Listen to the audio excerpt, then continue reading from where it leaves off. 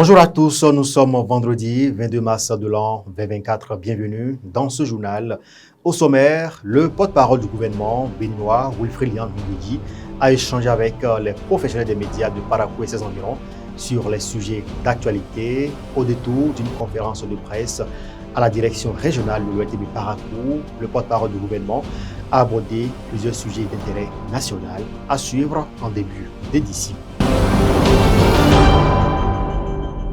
Encourager et susciter l'émulation chez les filles et promouvoir l'éducation scolaire au niveau de la gente féminine, c'est le bien-être de ce geste fait par justement l'association des femmes leaders du CG Al-Baraka de Parakou. Elle a procédé à la distribution de kits scolaires aux meilleurs apprenants filles des classes de 6e en terminale. On en parle dans ce journal.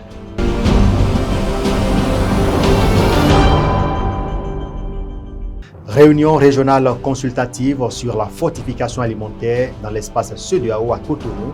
Cet atelier, qui fait suite à celui d'Abidjan en juin 2023, permettra de faire un bilan des efforts de fortification en Afrique de l'Ouest et partager les bonnes pratiques et les leçons apprises dans les différents pays. On en parle en pied d'édition.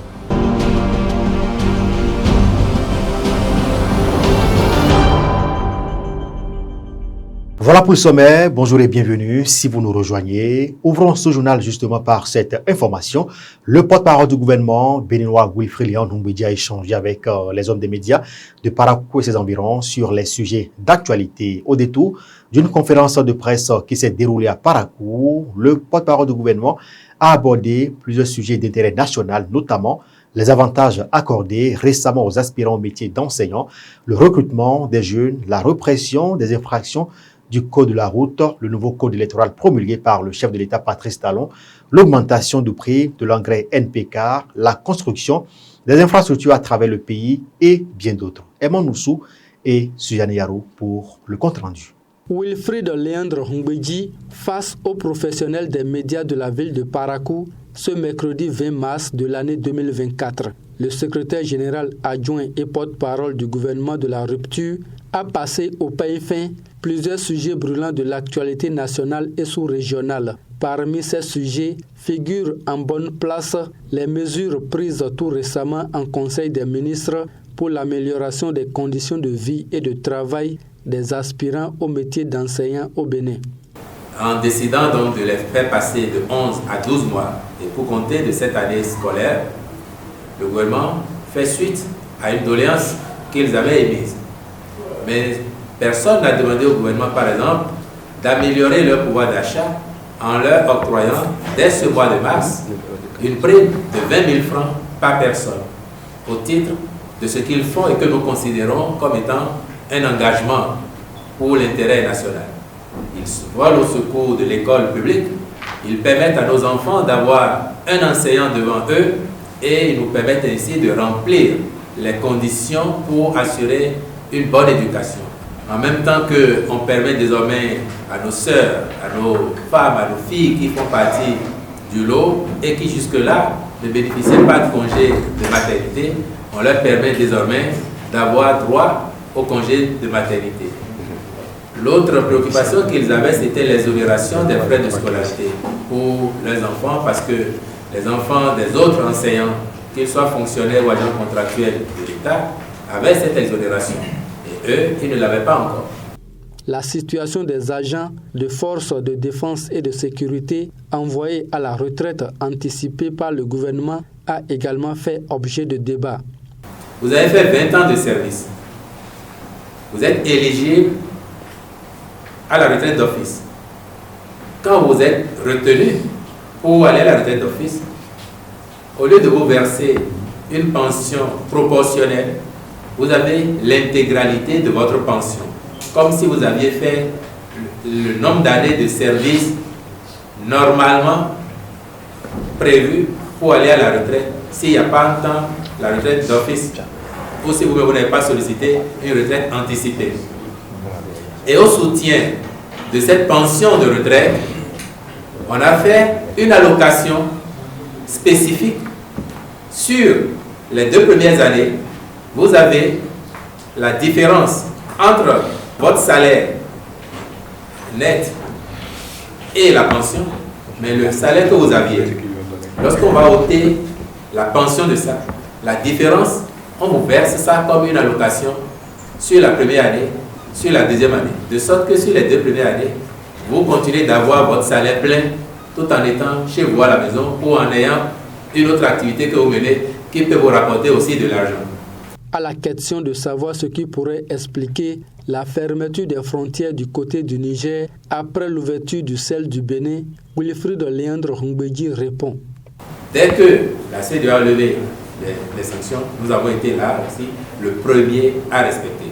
Et nous espérons qu'une fois que les autorités nigériennes auront réglé les questions de politique domestique qui peut-être les empêchent au jour d'aujourd'hui d'ouvrir de leur côté, une fois qu'elles auront réglé tout ça, nous avons bon espoir qu'elles ouvriront la frontière de leur côté pour que les échanges entre nos peuples repartent de plus belle et que ce qui nous a toujours caractérisé, la coexistence pacifique. Le secrétaire général adjoint et porte-parole du gouvernement béninois a également apporté des clarifications sur plusieurs autres sujets, notamment la phase 2 du projet asphaltage qui concerne la ville de Parakou, l'augmentation du prix annoncé de l'engrais NPK, le nouveau code électoral voté à l'Assemblée nationale et promulgué par le chef de l'État Patrice Talon. Discuter et tirer des leçons sur les projets de fortification alimentaire à grande échelle mis en œuvre dans la région, informer et mieux mettre en œuvre les futurs projets et programmes de fortification alimentaire et faciliter l'opérationnalisation de l'Alliance régionale de fortification dans la CEDEAO. Tels sont les objectifs de la réunion régionale consultative sur la fortification alimentaire dans l'espace CEDEAO qui s'est tenue à Cotonou il y a quelques jours. On fait le point avec nos reporters. Selon les Nations Unies, environ 49 millions de personnes en Afrique de l'Ouest souffrent de la faim et 8 enfants sur 10 âgés donc de 6 à 23 mois ne consomment pas le nombre minimal et la quantité minimale de groupes d'aliments dont ils ont besoin pour une croissance normale et un développement optimal.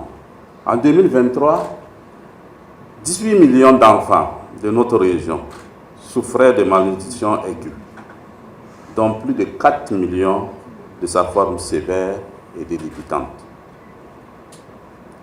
Ce phénomène touche aussi bien les femmes que les hommes.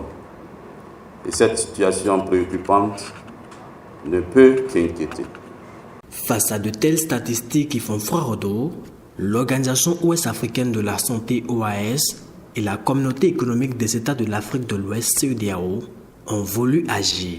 C'est alors qu'avec la collaboration des structures étatiques membres de la CEDEAO et les partenaires, que plusieurs initiatives scientifiques ont eu lieu et ont conduit à la fortification obligatoire des produits alimentaires de grande consommation.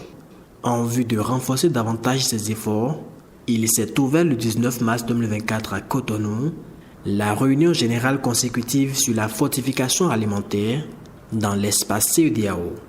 Cette rencontre qui fait suite à celle d'Abidjan en Côte d'Ivoire en juillet 2023 servira de cadre pour faire un bilan de la mise en œuvre des programmes de fortification en Afrique de l'Ouest et aussi partager les bonnes pratiques ainsi que des leçons apprises de chaque pays. Il s'agit d'un grand rendez-vous scientifique qui regroupe plusieurs acteurs avec le même objectif. C'est aussi une action de collaboration entre tous les partenaires à travers l'OAS et c'est ça notre rôle, la coordination et l'harmonisation et la synergie d'action entre les partenaires afin qu'ensemble on puisse conjuguer les efforts et avoir plus d'impact. Et donc il s'agit d'une action multisectorielle. Dans cette rencontre, vous avez les représentants des ministères de la Santé, les ministères en charge de l'industrie, du commerce, la société civile, le secteur privé et même, je dirais, les universités, pour qu'ensemble nous puissions conjuguer nos efforts pour avancer dans la promotion de la fortification alimentaire au bénéfice de la santé de nos populations. Cet atelier est une étape très déterminante dans la lutte contre la malnutrition en Afrique de l'Ouest. Il aboutira au lancement de l'Alliance régionale pour la fortification. En titre à présent, le lundi 18 mars 2024, l'association des femmes leaders du CEJ Al-Barika a primé les meilleures élèves filles du dit établissement. Ce geste qui vise essentiellement la promotion de l'excellence en milieu scolaire, surtout dans le rang des jeunes apprenantes. L'initiative s'inscrit dans le cadre de la célébration différée de la Journée internationale des droits de la femme. Reportage. L'association des femmes leaders du collège d'enseignement général d'Al-Barika de Parakou fait depuis 2 ans la promotion de la gente féminine en milieu scolaire son cheval de bataille.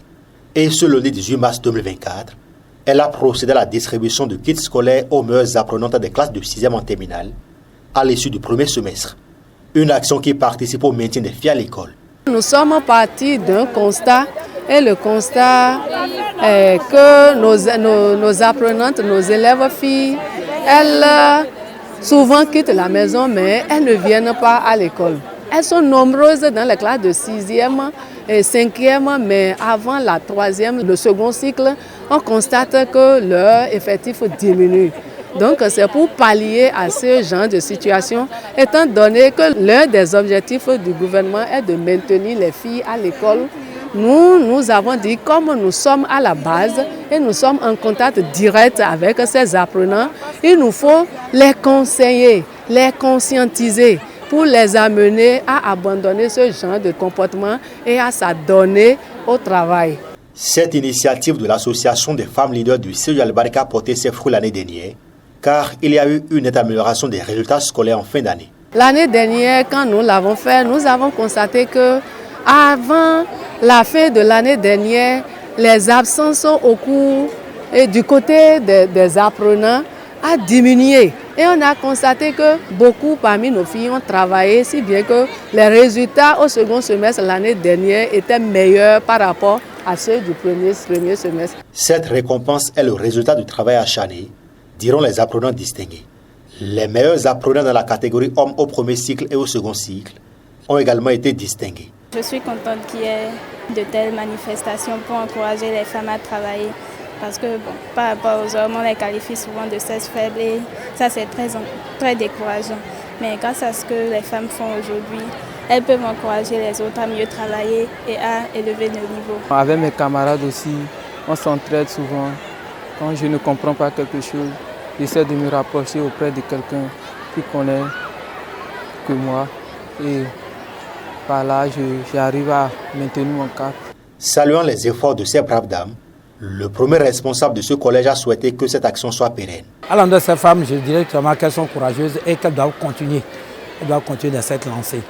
Parce que l'expérience a montré qu'avec les activités de l'année passée, les filles qui étaient à la traîne au premier semestre ont pu avoir leur moyenne au second semestre. Et il y en a même qui sont reçues au BEPC. Celles sur qui on ne comptait pas dès le départ. Ce qui veut dire que l'action porte toujours ses fruits. Et il faut souligner que ce geste s'inscrit dans le cadre de la célébration en différé de la Journée internationale des droits des femmes édition 2024. Les informations 24 sur le continent à présent au Soudan, après la reprise d'Omdurman et le renforcement de la présence de cette armée à Barhi, elle promet de reprendre Wad Madni, la capitale de l'État d'Al-Jahira. Parallèlement, une campagne de frappe aérienne vise la position des forces de soutien rapide dans plusieurs pays d'État. L'armée est en train de réaliser des avancées sur plusieurs fronts et depuis le début de la semaine, les frappes aériennes pillonnent justement les positions des FSR au Darfour Nord, comme la ville d'Al-Fashi visée à plusieurs reprises. Mesdames et messieurs, ce sera tout pour ce journal. Merci de nous avoir suivis. Merci aux équipes de préparation et de réalisation de cette édition. Bon vendredi à chacun et à tous et excellent week-end par anticipation.